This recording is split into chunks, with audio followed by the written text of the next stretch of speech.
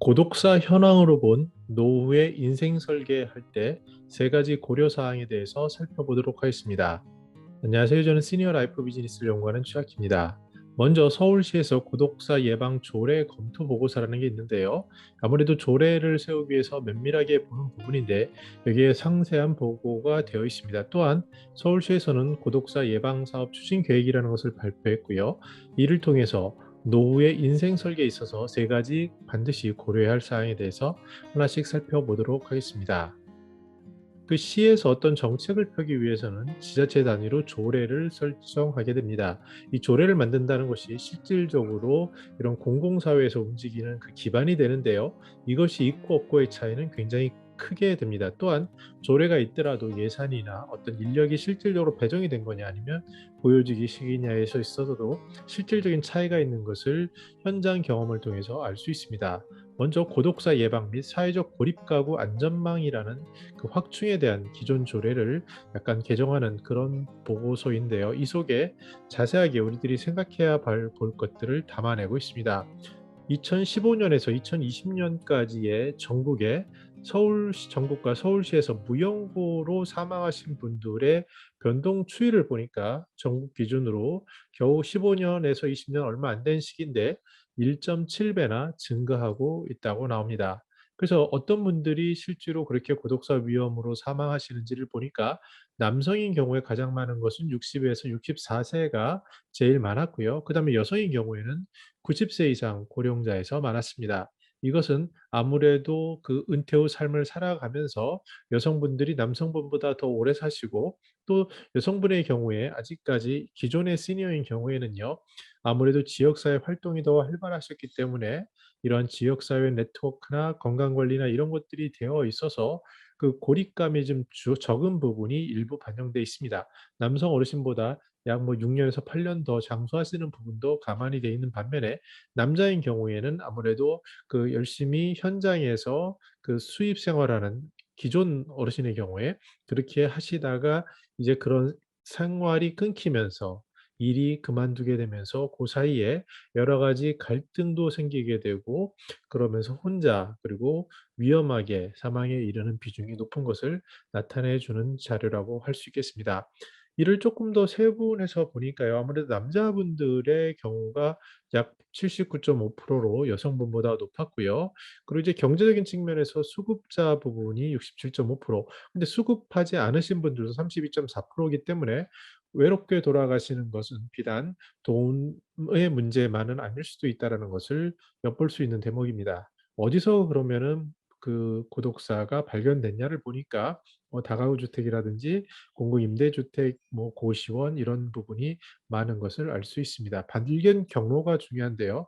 주로 지역 주민에 의해서 37.5%, 그리고 공무원에 의해서 20.8% 이런 식으로 돼 있고 점차 고독사라든지 이런 부분은 국가 정책이나 지자체 정책이 중요한 부분으로 되어 있기 때문에 이러한 그 발견율, 예방률은 높아질 것으로 기대하고 있습니다. 근데 이런 배경을 보면 아무래도 1인 가구 현황이 높기 때문인데요. 2020년 기준으로 1인 가구가 30.4% 굉장히 빠른 속도로 가고 있죠. 몇 년 전만 해도 4명 중에 1분인데 이제는 10명 중에 3분이 1인 가구가 되고요. 또 그럼 그 1인 가구의 비중을 보니까 70세 이상이 약 26.7%로 나이가 많을수록 혼자 사시는 경우가 높아지고 있습니다. 이것은 앞으로도 이제 계속 변할 것을 예측을 하는데 2019년 당시 그 현재의 서울시만 보더라도요. 1인 또는 2인 가구가 전체의 59.2%입니다.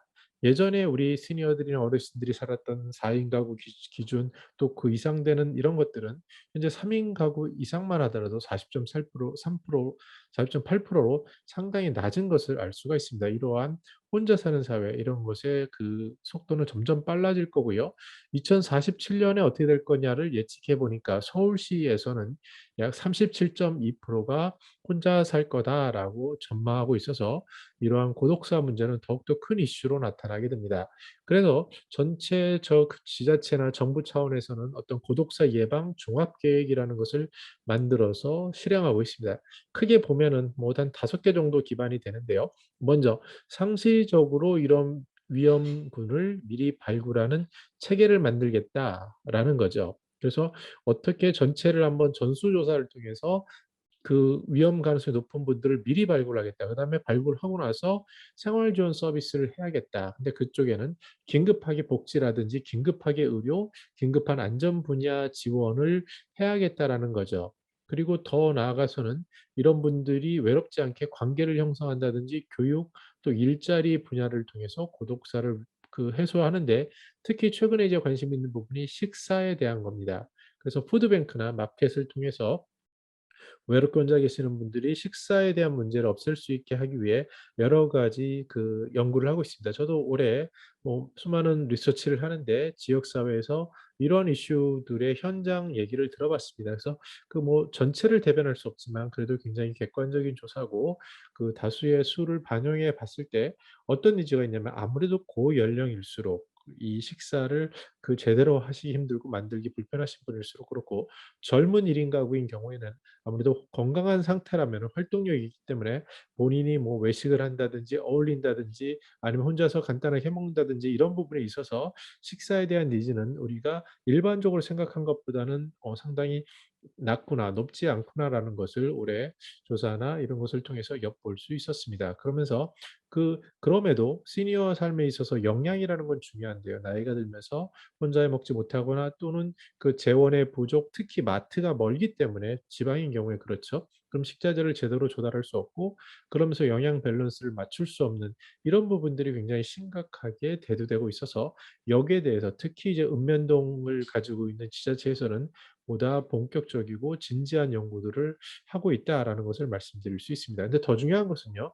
어떻게 보면 관계라든지 일자리가 가장 중요하겠죠. 그리고 이제 더 나아가서 요새는 정서 안정에 대한 것들이 있습니다. 그리고 이러한 모든 사업의 기반에는 사람들이 어떻게 인식하느냐, 이게 얼마나 중요한 일이냐, 내 문제가 될 수 있겠느냐를 느끼는 거라고 할 수 있는데 그런 것이 바로 인식 개선에 대한 그런 교육이라고 할 수 있고 또한 이제 최근 2020년 기준으로 사망하신 분들이 탄생한 사람보다 늘어나는 아주 유사일의 최고의 그런 이벤트가 있었는데요. 어떻게 보면 씁쓸한 얘기죠. 그런데 현실인데 그중에 또 무연고사 1인 고독사가 되면 장래 문제도 상당히 심각해집니다. 그래서 여기에 대해서 공영으로 장래 의식을 해야 한다는 것, 그리고 기본적으로 통계가 어떻게 되는지를 분석한다는 것 등을 주요 사업으로 내고 있습니다. 서울시 5월 13일에 보도 자료를 보면은 세 집 중에 한 집이 1인 가구 시대가 되니까 고독사 예방 사업 내시를 기한다라고 얘기하면서 타겟은 54.9%인 중장년층을 타겟으로 하고 이분들에게 푸드뱅크나 그다음에 장래에 대한 후원을 하겠다라는 것이 눈에 띕니다. 그러면 고독사에 대해서 어떤 위험을 미리 전체를 본다고 했는데 그럼 어떤 분들이 위험한 분인가를 판별하는 요소를 여러 연구하는 학자들이나 조사를 통해서 만들어 냈는데요.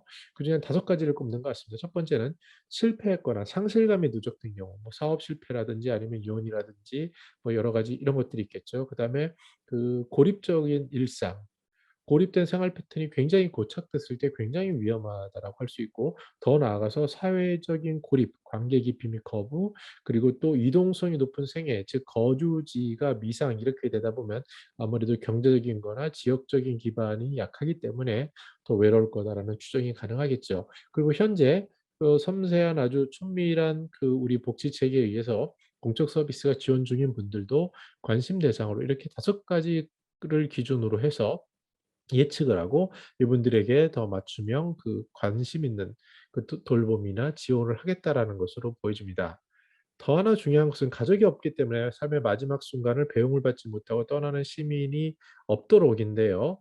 바로 공영 장례라고 할 수 있겠습니다. 그래서 이 공영 장례인 경우에 저도 이제 웰다잉에 관련된 연구를 많이 하다 보니까 그런 디테일한 부분을 알게 되는데요. 실제로 이제 사망을 하시게 되면은 병원에 안치를 하게 됩니다. 그런데 그렇게 안치를 하고 장례식장을 차리게 되면은 이 비용이 어마어마하죠. 그래서 그렇지 않은 분들은 이렇게 안치만 할 수 있는 그렇게 하는 시설을 지원하게 되는데 뭐 여기서는 일일 6만 원 정도라고 뭐 저렴하게 얘기를 했지만 이런 부분에 대해서도 범위를 넓히겠다라고 얘기하고 있습니다. 이 사진에 보시면 채비라는 작은 장례식 채비라는 협동조합의 모습입니다. 최근 여기에 저도 이제 자주 가게 됐는데요. 깜짝 놀란 것이 그 기존의 장례를 하는 방식은 아무래도 제가 볼 때 좀 번잡한 부분이 있습니다. 저도 저희 아버님이 일찍 돌아가셨기 때문에 그런 장례 경험이 있는데 그 정신이 아무것도 없죠. 그래서 실질적으로는 장례식장을 병원에 만들고 이제 그다음에 거기에 비치를 하고 그다음에 이제 수많은 비용과 지출과 사람들의 왕래 이런 것이 있었죠. 정신없이 뭐 3일 정도가 지나가는데 그 돈을 보면은 지금은 그때 당시에는 직장 생활이 굉장히 탄탄하고 이래서 뭐 돈에 대한 걱정이 없어서 그랬는지 모르지만 지금 돌이켜 보면은 어마어마한 비용, 생각하지 못한 비용들이 즉시 결정되고 이렇게 됐습니다. 근데 실질적으로 본질적으로 그러면 아버님에 대한 그런 것을 제대로 추모했느냐라는 것에 대해서는 아쉬움이 굉장히 많이 남아 있는데요.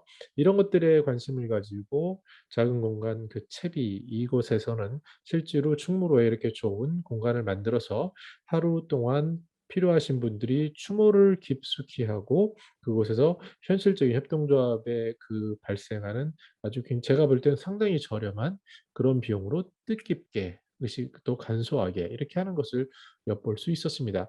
요새 결혼식장도 많이 트렌드가 바뀌는데요. 앞으로 장례식장도 이런 부분으로 급격히 변해질 것으로 보이고요. 조만간 제 채널에서 이쪽 채비와 인터뷰를 통해서 콘텐츠를 소개하도록 하겠습니다.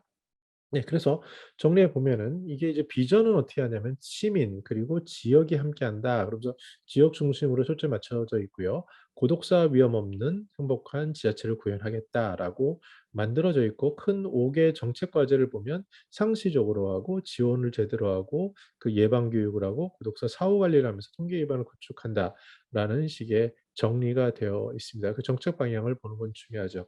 정리해 보겠습니다. 그러면 이것이 노후, 특히 은퇴 후 삶의 시니어들에게 어떤 의미를 주는지를 우리가 곰곰이 생각해 봐야 합니다. 크게 저는 세 가지를 생각하는데요.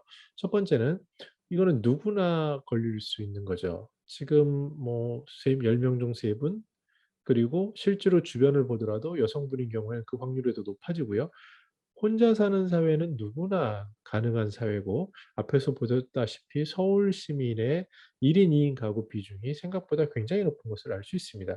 그래서 이것은 우리가 맞이할 노후에 남의 문제가 아니라 '나 자체도 외롭게 당할 수 있겠구나.'라는 그런 누구나에 대한 인식 개선이 첫 번째고 두 번째 그러면 이런 외로움이나 아니면 고독사 이런 것을 해결할 수 있는 근저가 되는 것은 대부분 지역 사회 커뮤니티가 됩니다. 이것이 원활하게 돼 있으면 모르지만 그렇지 않은 경우에는 실제로 사망하셨는데 그 발견되기까지 굉장히 오래된 시간이 걸린다는 것을 우리는 너무나 잘 알고 있습니다. 그래서 우리가 점차 은퇴 후의 삶에 있어서 지역 사회, 특히 옆에 이웃, 같이 어울릴 수 있는 간단히 얘기할 수 있는 그런 공간을 만드는 것이 중요합니다. 사단법인 시니어 라이프의 노준식 감독님은 제3의 공간이라는 것을 요새 강조하는데 비용도 덜 들지만 상시 가면서 그곳에서 힐링도 하고 소통할 수 있는 그런 공간을 만드는 것. 그것이 취미가 됐든 단체가 됐든 봉사가 됐든 일자리가 됐든 그런 것들을 만들어내는 것이 굉장히 중요하고 그런 기반을 만들어 주는 것. 그러니까 위급 시에 보조하는 것은 기본이고요. 아예 예방 단계로 가서 그러한 지역의 소통 공간을 만들어 주는 것. 그리고 적시에 제대로 필요한 것을 지원해 주는 특히 현재는 젊은 분은 일자리가 될 거고 나이가 많으신 분은 식사라든지 돌봄 이런 것들이 되겠죠. 그래서 커뮤니티 케어처럼 그것이 좀 더 촘촘하게 만들어지는데 시민 주도형으로 되면 좋겠다는 생각이 있고 끝으로 중요한 것은 인간 존엄에 대한 겁니다. 결국은 누구나 죽게 되는데 그 죽음을 어떻게 아무 의미 없이 또는 방치될 위험 속에 살아가는 게 우리의 현실입니다. 또는 그 죽음이 너무 의미 없이 허례허식으로 치우치기도 쉬운 시점입니다. 그렇기 때문에 우리가 이 웰다잉이라는 관점을 생각해야 되고 이 웰다잉이라는 것은 사전연명 의료와 같은 치료 단계부터 또 아니면 그 전 단계 그리고 장례식과 같은 구체적인 것 그리고 그 사후에 남겨진 유산까지 촘촘하게 하나하나 미리미리 준비해야 되는 것을 이야기하고 있습니다. 고독사는요, 여러분 누구나 이 방송을 보시는 모든 분들이 누구나 당할 수 있는 가까운 미래일 수 있고요. 그러기 위해서는 지역사회와 어떤 네트워크라든지 지역사회 참여 활동이 중요합니다. 혼자 서 있는 게 당장은 좋아 보이지만 많은 선배 시니어들이 말씀하시기를 고립되었을 때 느끼는 그 외로움은 그 어떤 것보다 그 충격이 클 수 있음을 우리가 명심해야 하고요. 더 나아가서 나 자신이 이 세상에서 어떤 의미를 가지고 또 어떤 식으로 죽음을 맞이할 것이며 당하는 것이 아니라 그 죽음에 대해서 어떻게 생각을 정리해서 이 사회의 유산이 될 수 있을까에 대해서 고민하는 그런 자료라고 할 수 있겠습니다. 저는 더 나은 시니어 삶 공동체를 연구합니다. 감사합니다.